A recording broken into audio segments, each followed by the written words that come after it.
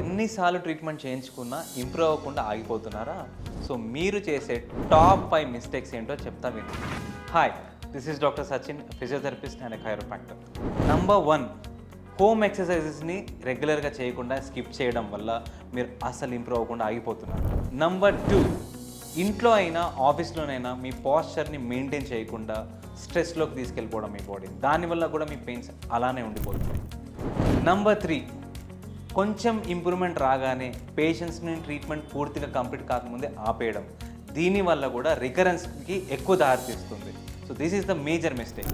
Number 4, ChatGPT and Google మీద చాలామంది depend అయిపోవడం వల్ల వాళ్ళ డయాగ్నోసిస్ ఇంప్రాపర్గా జరుగుతుంది. ఒక ఫిజియోథెరపిస్ట్ పర్సనల్ ఎగ్జామినేషన్ చేసిన తర్వాత చెప్పే గైడెన్సే మీకు కరెక్ట్. నంబర్ 5, ట్రీట్మెంట్ కాస్ట్ గురించి తెలుసుకున్న వెంటనే చాలామంది ట్రీట్మెంట్ స్టార్ట్ కూడా చేయరు. ఎంతోమంది చాలా ఖర్చులు పెడుతుంటారు. ఈ ట్రీట్మెంట్ ఇలానే స్కిప్ చేస్తూ ఉండడం వల్ల ఈ కాస్ట్ కంటే 100 టైమ్స్ మీరు సర్జరీకి పెట్టాల్సిన పరిస్థితి వస్తుంది.